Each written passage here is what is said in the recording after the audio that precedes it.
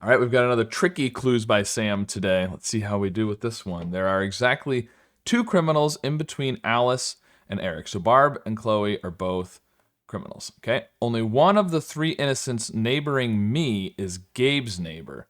One of the three, so there's, Gabe is one of the three innocents. So Alice, Hazel, and Isaac, two of them need to be innocents, but only one of them is neighboring Gabe. So that's Alice or Hazel. They're one of each. Isaac is innocent. Who cares? I'll escape from prison in no time. Okay, Chloe. Well, Chloe is a guard, so maybe Chloe has, inside information about how to get out of the prison.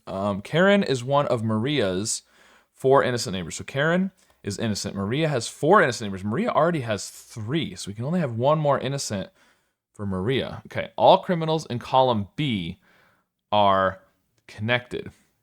So Maria can only have one more innocent neighbor. So Hazel and Ruby can't both be innocent. At least one of them has to be a criminal, but since all criminals are connected, they have to be connected to Barb. So Hazel has to be a criminal. Now, it doesn't tell us how many other criminals there are yet, I don't think. I have a friend who helps me out regularly. Okay, Hazel. That means Alice is innocent because Hazel was a criminal. Okay, exactly. One innocent in column A is neighboring Karen. Karen. Well, excuse me. That's Gabe. So Phil is a criminal. Not sure where that came from. There's only one criminal in row 2. That's Hazel. Joy is innocent. Only one person in a corner has exactly one criminal neighbor. One person in a corner has exactly one. Well, that's going to be Eric. So Vince can't have exactly one criminal neighbor. So at least one of Ruby and Wally has to be innocent. And the sun is just bursting through the window there. One person in a corner has one is neighbor. Okay, so at least one of Ruby has to be innocent.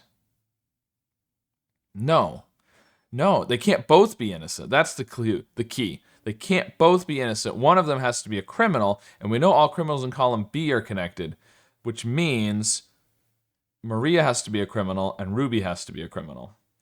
Now, that doesn't tell us anything about Wally yet, but I once escaped on my first day. Good for you, Ruby. There's an odd number of innocents in column C.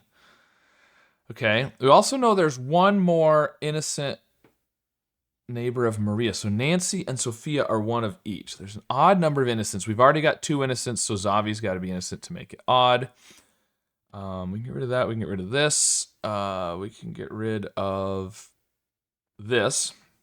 There are exactly two innocents in row 4, so that's got to be Sophia and Thor, which means which means Nancy is a criminal. I once escaped before I got caught. Not sure how that works. There's an equal number of criminals in rows 3 and 4, so that means there's an equal number of innocents, which means Ollie is an innocent. Only half of the guards weren't criminals. Is it half of the guards? Chloe and Isaac, are they just the two guards? Yeah. Okay, there are more criminals in row 1 than 3. There's 2 criminals in row 3. Row 1 needs to have 3 criminals. There are exactly 3 innocents in column D, so Ziad, whatever, is a criminal. Only one person in a corner has exactly 2 criminal neighbors. That would be Alice. So Vince can't have exactly 2, so Wally is a criminal.